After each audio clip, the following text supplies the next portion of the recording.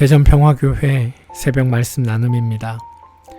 하나님의 크신 은총과 위로와 복주심이 말씀을 들으시는 여러분들과 함께 하시기를 소망합니다.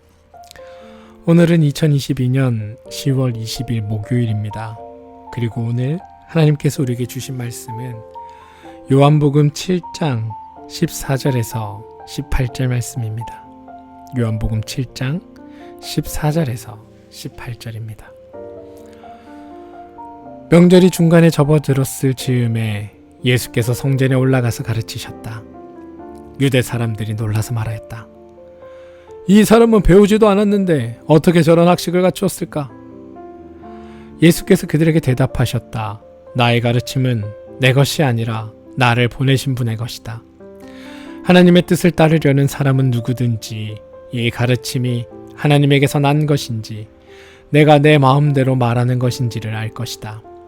자기 마음대로 말하는 사람은 자기의 영광을 구하지만 자기를 보내신 분의 영광을 구하는 사람은 진실하며 그 사람 속에는 불의가 없다. 요한복음 7장 14절에서 18절 말씀. 샬롬. 어제 하루는 하나님 안에서 평안하셨습니까? 오늘 하루도 하나님이 주시는 온전한 평화가 여러분의 삶을 주장하시기를 소망합니다. 아침 저녁으로 날씨 일교차가 심합니다. 특히 요즘 들어 독감 환자가 부쩍 늘었다고 합니다. 다들 건강관리들 유의하셔서 아프지 않으시고 건강하게 지내시기를 소망합니다. 명절이 중간에 접어들었을 때 예수님은 성전에 올라가서 가르치셨다라고 오늘 말씀을 시작합니다.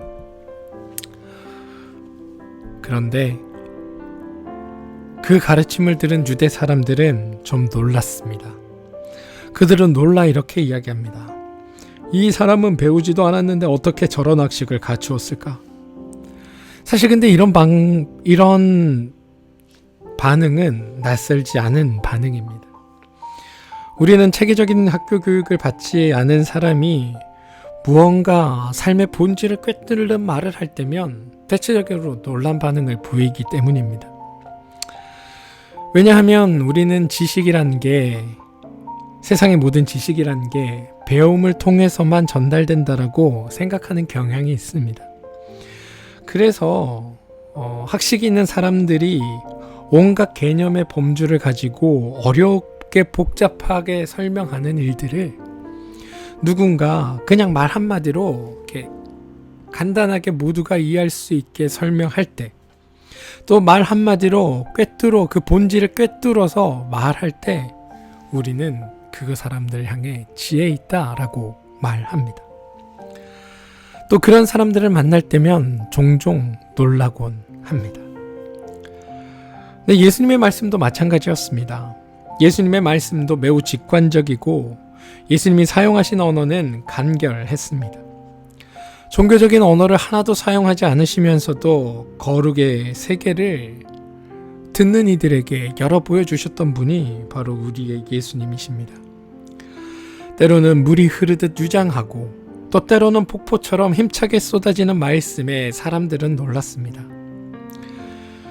개념과 논리로 오염되지 않는 말, 본질을 향해 곧장 돌진하는 그 말씀은 놀랍고 낯설었지만 또한 한편으로는 거역할 수 없는 매력적인 말이었습니다. 그렇다면 그 예수님의 말씀은, 그 말씀의 힘은 어디서 왔던 것일까요? 저는 예수님께서 하신 말 속에 그 대답이 있다고 생각합니다. 나의 가르침은 내 것이 아니라 나를 보내신 분의 것이다. 나를 보내신 분의 것. 요한복음은 예수님을 보냄을 받은 분이라고 우리에게 소개합니다. 예수님께서 이 세상에 온 것은 자기의 뜻이 아니라 자기를 보내신 분의 뜻을 행하기 위해서 왔다라고 말씀하신 겁니다. 이건 요한복음 6장 38절의 고백입니다. 그리고 보내신 분의 뜻은 무엇이냐 하면 매우 명확하게 성경 전체를 통해 우리가 발견할 수 있는데요. 보내신 분의 명확한 뜻은 생명을 살리고 또한 그 생명을 풍성하게 하는 것이라고 말할 수 있습니다. 그리고 이러한 보냄은 예수님에게만 국한된 것이 아닙니다. 하나님 나라의 백성으로 하나님의 자녀로 부름받은 우리 역시 이 땅을 하나님 나라의 백성답게 하나님 나라의 자녀답게 살라고 이 땅으로 보냄받은 자들입니다. 하나님을 하나님이라 고백하고 그리스도를 예수를 그리스도라고 고백하는 우리는 모두 이러한 이러한 보냄을 받은 자들입니다. 따라서 우리의 삶 역시도 보내신 분의 뜻을 따라야 살아야 하는 법입니다.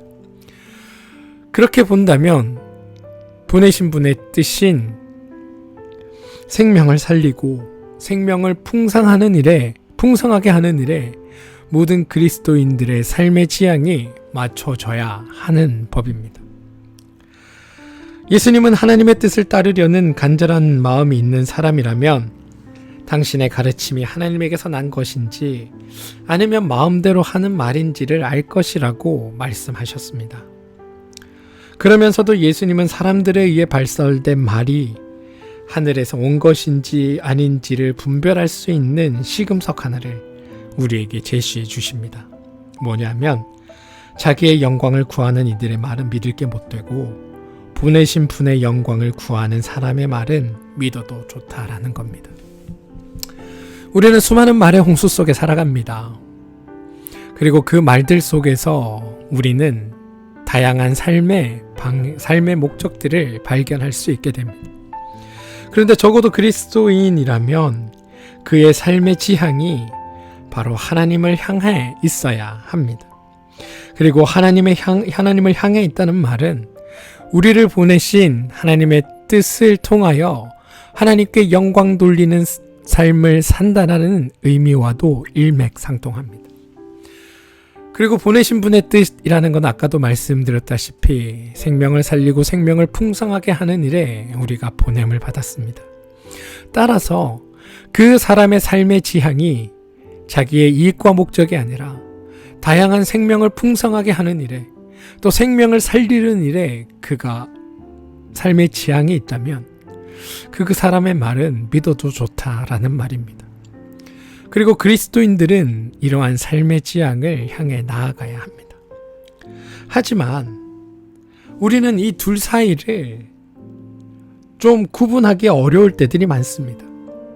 말은 생명을 향하고 생명을 살리는 것 같은 생명의 풍성함을 향해 이르는 말 같은데 정작 그 말의 본류를 따라가다 보면 결국 말하는 사람을 높이고 말하는 사람의 유익을 위해 그 말들이 전해질 때들이 있다는 것입니다. 교묘한 말로 사람들을 호르는 이들이 많습니다. 모든 게 불확실한 세상에 사는 우리는 무언가 확실한 것처럼 전해지는 말에서 우리는 위안을 삼기도 하고 그 말에서 답을 찾기도 합니다. 그리고 분명하게 말해주는 누군가가 자기를 이끌어주기를 바라기도 합니다. 그래서 거짓된 말에 현혹되기 십상입니다. 그런데 여러분 분명히 기억하십시오. 말은 말 자체가 아니라 말하는 사람의 삶의 지향에 달려 있습니다. 예수님께서 생명을 살리는 말을 하시고 생명을 살리는 일을 하셨듯이 또한 생명을 풍성하게 하는 일을 하셨듯이 그리스도인이라면 생명을 살려내고 생명을 풍성하게 하는 일에 삶의 지향이 있어야 합니다. 나 혼자만의 이익과 나만의 유익을 위해 하나님을 이용하는 것이 아니라 하나님의 나라를 이루어가는 삶을 통해서 함께 더불어 살아가는 사람들의 풍성함을 위해 함께 기도할 수 있는 사람들이 참된 하나님의 사람이라는 겁니다. 바라기는 여러분들이 그러한 삶을 살게 되기를 소망합니다. 불확실함을 견디면서 삶의 지향을 바로하여서 하나님의 나라를 여러분 삶 가운데 이루어내는 그런 복된 삶이 여러분 삶에서 나타나게 되기를 주님의 이름으로 축원드립니다. 함께 기도하겠습니다. 하나님, 성과 악이 착종된 세상에 사느라 우리는 지쳤습니다. 저마다 편견을 질대인 양 외치는 이들의 소리가 세상을 혼돈으로 밀어넣고 있습니다. 분주하게 살고 있지만 정작 우리가 정말 원하는 것이 무엇인지를 우리는 분별하지 못할 때가 많습니다. 왜 바쁜지 모르고 왜 다급한지 모른 채 바쁘고 다급하게 사는 게 우리의 인생입니다. 그런데 예수님은 당신의 삶을 보내신 분의 뜻을 행하기에 왔다라고 요약해 주셨습니다. 이 말이 하나님을 믿는 우리들에게 삶의 지향이 되게 도와주시옵소서. 생각해보면 우리의 생명도 소명임을 깨닫습니다. 주님이 우리를 통해 하시고자 하는 일을 방해하는 일이 없도록, 주님이 우리를 통해 하시고자 하는 일을 모른 척하는 일이 없도록 우리를 지켜주십시오. 그러면서 주님이 앞서 걸어가신 그 길을 따라 걸으면서 예수님께서 누렸을 진정한 자유를 우리가 맛보게 도와주시옵소서. 예수님의 이름으로 기도합니다. 아멘. 우리가 함께 나눌 기도입니다. 몸과 마음의 힘듦으로 인해 어려움을 겪고 있는 우리 교우들이 있습니다. 그 교우들을 위해 기도합시다. 그들이 하나님 안에서 회복함을 얻고 하나님 안에서 온전함을 얻고 그들이 하나님 안에서 건강해지고 그들이 하나님 안에서 강건해질 때 우리 공동체가 건강하고 강건하게 변하는 겁니다.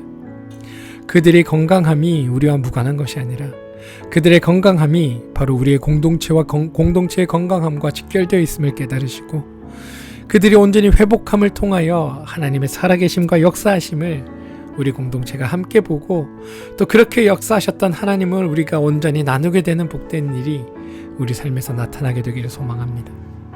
특히 임병엽 집사님, 이 집사님을 위해 우리 함께 기도해 주시길 부탁드립니다. 날마다 어제보다 오늘이, 오늘보다 내일이, 내일보다는 그 다음 날이 날마다 강건해져서 우리 집사님이 하나님 안에서 온전히 회복을 경험하고 온전히 나음을 입고 또 그것을 통하여 하나님을 알지 못하는 자들에게 전하게 되는 복된 삶이 집사님의 삶 가운데 나타나게 해달라고 함께 기도해 주십시오. 여러분의 자녀들과 손자 손녀들을 위해 기도해 주시기를 부탁드립니다. 여러분의 자녀들이 하나님의 그 선한 이끄심과 인도하심 속에서 삶의 바른 지향을 가지고 하나님을 붙잡고 쫓아가는 그런 믿음의 삶을 살게 해달라고 기도해 주시고, 특별히 우리 고3 승빈이 이제 수능이 한 달 정도 남았는데 그 기간 동안 잘 컨디션 관리 잘해서 좋은 결과 얻을 수 있도록 우리 승빈을 위해 기도해 주시기를 부탁드립니다. 여러분들이 하는 일과 그 사업체를 위해 기도하시기 바랍니다. 여러분들이 하는 일과 그 사업체는 하나님께서 여러분들에게 맡겨주신 일이자 동시에 하나님의 나라와 하나님의 뜻을 드러내기 위해 하나님께서 허락하신 일들입니다. 그러니 그 일들을 통해서 여러분들이 잘 감당하시고 그 일들을 통하여 하나님이 어떤 분이신지를 세상 가운데 드러내고 증언하는 그런 증언의 장소로 사용되어지기를 소망합니다. 또한 풍성케 하시는 하나님의 풍성함이 여러분의 사업체 가운데 가득하여지기를 소망합니다. 그 일을 위해 함께 기도해 주십시오.